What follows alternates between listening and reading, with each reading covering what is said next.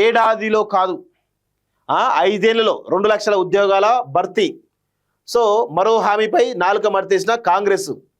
So ఇట్లా మొత్తానికైతే నిరుద్యోగుల విషయంలో కాంగ్రెస్ పార్టీ ఎంత పెద్ద ఎత్తున మోసం చేసినా అందరు కూడా తెలుసు. సో ఇక్కడ ఏం జరుగుతుందంటే విచిత్రం ఏంటంటే నిరుద్యోగుల్లో కొంతమంది వ్యక్తులు అక్రమంగా జొర్రి బీఆర్ఎస్ పార్టీ ఏజెండా అమలు చేస్తూ ఉన్నారు. బీఆర్ఎస్ పార్టీ 10 ఏళ్ళలో ఎన్ని ఉద్యోగాలు ఇచ్చింది? నిరుద్యోగులు నిండా ముంచింది బీఆర్ఎస్ పార్టీ కదా. ఈరోజు బీఆర్ఎస్ పార్టీ కార్యకర్తలు కొంతమంది నిరుద్యోగులుగా చలామణి అవుతూ ఈరోజు ఉద్యమాన్ని డైవర్ట్ చేసే ప్రయత్నం చేస్తున్నారు. సో కొన్ని ఎన్నికల్లో పాల్గొంటారు, వాళ్ళకి ఫండింగ్ ఇస్తున్నట్టు కనబడతా ఉంది. సో ఇవన్నీ జరుగుతూ ఉన్నాయి. సో ఫస్ట్ నిరుద్యోగులు బీఆర్ఎస్ పార్టీకి దూరంగా ఉండి ప్రథమ శత్రువు బీఆర్ఎస్ పార్టీని పెట్టుకోండి.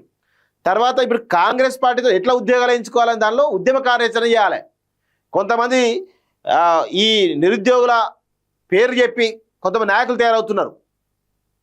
వాళ్ళు ఆమరణ నిరాదీక్షలు ఆ దీక్షలు ఈ దీక్షలు అనుకుంటా రాజకీయ పరమైనటువంటి అభివృద్ధి చెందడానికి వాళ్ళు నిరుద్యోగులు వాడుకుంటున్నారు.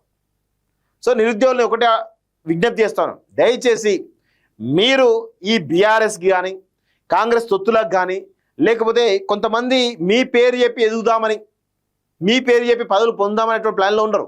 వాళ్ళని గుర్తించండి, వాళ్ళ దగ్గర రానియకండి. ఎవరైతే మీకోసం నిజాయితీగా పనిచేద్దాం అనుకున్నారో వాళ్ళని మాత్రమే ఈరోజు మీరు నాయకులుగా గుర్తించండి. మిమ్మల్ని వాడుకుంటున్నారు, మీ యొక్క శ్రమను, మీ యొక్క ఉద్యమ స్ఫూర్తిని, మీ ఉద్యమ కాంక్షని వాడుకుంటూ ఈరోజు పెద్ద ఎత్తున వాళ్ళు అనేక రకాలుగా కొంతమంది డబ్బుల కోసం కొంతమంది పదవుల కోసం దిగజారుతున్నారు, మిమ్మల్ని వాడుకుంటున్నారు. ఇది మొదటి నుంచి కూడా చెప్తున్నాను. రేపే నిరుద్యోగ కవాతు, ఇందిరా పార్క్లో మహాధర్నా, జాబ్ క్యాలెండర్ ప్రకటించాలి.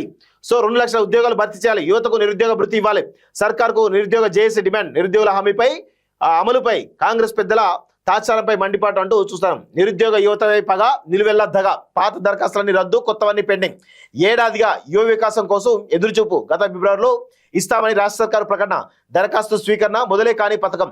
మరోవైపు బీఆర్ఎస్ హయాంలో స్వీకరించిన 10 లక్షలకు పైగా యువత దరఖాస్తుల తొలగింపు, రుణాల కోసం నెలలుగా దరఖాస్తుదారుల నిరీక్షణ అంటూ చూస్తా ఉన్నాం. ఇగో విద్వేషం వద్దన్న వేదికపైనే విషం చిమ్మిన సీఎం. ఎవరు? రావినారెడ్డి సభలో రేవంత్ రెడ్డిపై విషం చిమ్మిండు, అది అందరికీ తెలిసిన విషయమే. రేవంతే బ్లాక్మెయిలర్ మీకంటేనా? ఇద్దరు బ్లాక్మెయిలర్లే, ఇద్దరు దొంగలే.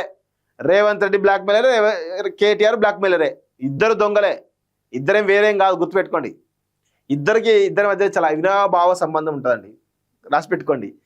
రేవంత్ రెడ్డికి ఇటు కేటీఆర్కి మధ్య చాలా పెద్ద అవినాభావ సంబంధం ఉన్నది, ఇది గుర్తుపెట్టుకోండి. వీళ్ళు బయటికి మాత్రమే తిట్టుకుంటారు, కానీ లోపల వీళ్ళంతా ఒకటే.